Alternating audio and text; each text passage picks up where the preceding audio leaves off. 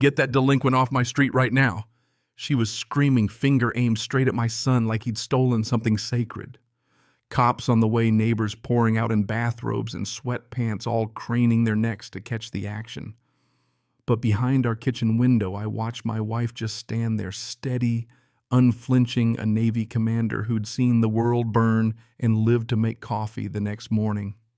Cheryl Dunning, the self-appointed queen of the block, thought she was about to score another easy win, only she picked the one family you don't cross.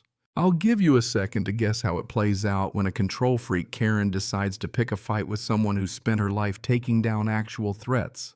Go on, think it over. I'll wait. Anyway, let's get into it, because what happened on Willowbrook Drive still feels like the start of a movie I can't believe I'm living in. My son Cameron had just finished his freshman year at State U, got sent home early when a pipe burst and flooded the dorms. After 3 months of hotels and couch surfing, he was finally coming home just in time for my wife Sloane's homecoming after 18 months deployed at sea. You'd think that would be the kind of reunion that makes a family whole again. For us, it was for about 15 minutes. Cheryl's lived across from us for 23 years running Neighborhood Watch like her own private CIA. She doesn't like noise teenagers or anyone under 30. And she's got the kind of eyes that can spot a pizza delivery kid from 3 houses away and make it a federal case. That Saturday, I was flipping pancakes, Sloane was humming old Navy tunes, and Cameron texted to say he'd be home before lunch. It felt like that rare American dream moment, sun shining, lawns perfect. Everybody's smiling because nothing bad ever happens here. Except Cheryl was at her front window with those binoculars scribbling in her little black book. The second Cameron pulled up, Cheryl burst out of her house in neon pink, clutching her phone like a badge. She planted herself right on our property line, voice ready to crack glass. "Excuse me, young man, do you realize this is a family community with strict rules about transients?" Cameron Blink's backpack still slung over one shoulder. "Ma'am, I live here. My folks own this place." But Cheryl's not listening. She's on a roll talking about surveillance logs, unauthorized occupancy, and community safety. I feel my stomach drop because I know the look in her eyes. She's about to make him her next project. Then Cheryl starts circling Cameron, snapping photos, narrating into her phone like she's building a case for the FBI. Subject appears early 20s, possible association with unsavory college elements. My kid's in a faded hoodie, for crying out loud, not leading a biker gang. It's almost impressive the way she twists everything into a threat. That's when Sloane appears on the porch, calm and composed in Navy PT gear, and I swear the air changed. There's just something about real authority, even a bully can feel it. Sloane's voice is the kind that makes sailors stand up straight. "Ma'am, what exactly is going on here?" Cheryl, emboldened by her audience, launches into her best courtroom performance, waving her phone, rattling off community codes, and threatening to file reports with every authority she can think of. She says infiltration like she's calling in an airstrike. Sloane just nods, eyes cold and focused. Then she does something I'll never forget. She pulls out her own phone and starts recording. "You mentioned authorities and reports. For the record, can you clarify your complaint?" The chess game had started, only Cheryl didn't know she was already outmatched. See, my wife spent 15 years dissecting threats, not just dodging bullets, but mapping out how power actually works. Cheryl was just playing dress up. And here's where the story takes a turn. Cheryl ramps up the drama in front of everyone, talking about unregistered youth drugs, moral decay. She claims to have fixed this problem before 6 families in 4 years. I look over at Cameron, expecting him to lose it, but he stands tall. "Ma'am, I'm not going anywhere. This is my home." His voice is steady, probably steadier than mine would have been at that age. Cheryl flinches because this isn't a scared kid. She starts sputtering, but Sloane steps down the walkway, recording every word, and suddenly Cheryl's confidence is draining out of her. That night I barely slept. I kept replaying Cheryl's threats, the way she'd turned our homecoming into a witch hunt. Next morning, her show moved 3 doors down. Now she's after the Martinez family, their daughter Sophia, 17, trying to leave for work before sunrise. Cheryl's in her driveway, phone in the air, shouting about noise ordinances and safety codes. Sophia's just standing there, backpack and coffee uniform, not sure whether to laugh or cry. Mr. Martinez runs out in his robe, pleading in broken English. Cheryl's not moved. She flips through a folder of surveillance notes, rattling off 17 suspicious youth incidents, accusing them of running a den of iniquity.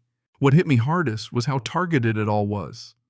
Cheryl didn't just hate teenagers, she had a whole system for running immigrant families out, keeping track of undesirables.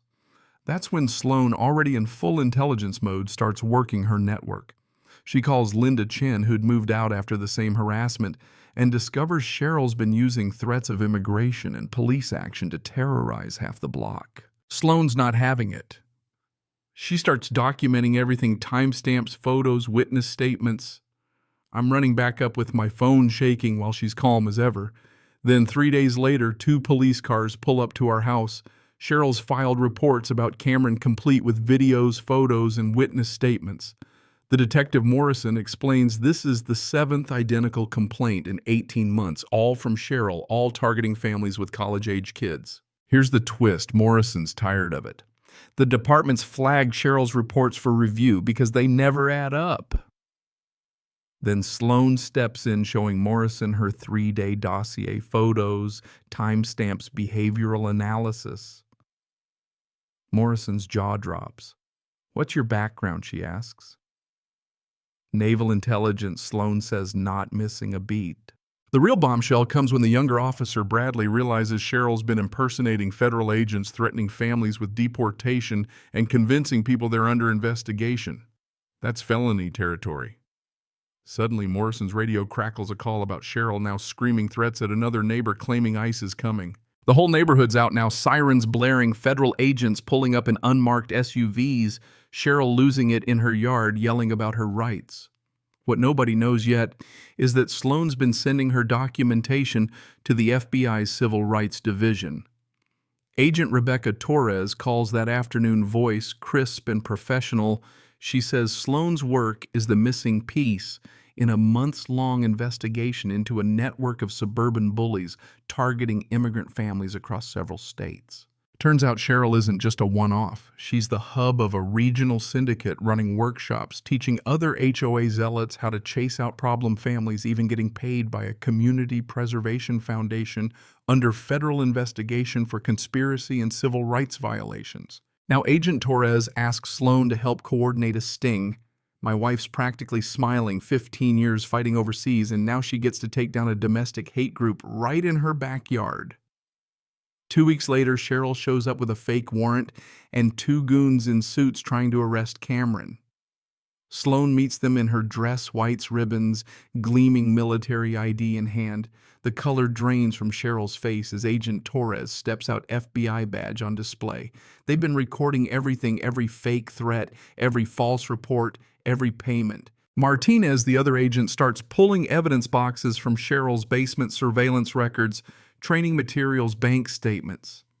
Cheryl's in shock, babbling, "You're just neighbors. This wasn't supposed to happen." Sloan steps in. "Mrs. Dunning, you made 2 mistakes. First, you thought we were powerless. Second, you never imagined threatening a military family could bring down federal firepower." 6 months later, Cheryl's in federal prison on conspiracy, fraud, and hate crime charges, 22 years, no parole. The Preservation Foundation is dismantled. Victim families return. Our neighborhood becomes a real community again. DOJ rolls out new Winslow protocols for dealing with HOA abuse based on Sloan's methods. And Cameron? He changes his major to civil rights law, says he wants to protect other families from what we went through. It all came full circle the day a new family moved into Cheryl's old house. A young couple, both teachers with a toddler, and a hope for something better. "We heard a military family took down a hate network to make this a safe place," Mrs. Henderson says, voice full of gratitude. "I'll tell you what, I never wanted a war in my own backyard. But seeing kids play outside, neighbors share food, and my son find purpose after hell, that's the kind of ending you can't script. Or maybe it's just the beginning." What do you think? Was justice finally served, or does something like this ever really end? Drop your take below. Does your neighborhood have its own Cheryl? Where's the line between protecting community standards and crossing into tyranny? Let's hear your stories. And if you believe in fighting back against bullies, don't forget to share this story with someone who needs to know they're not alone.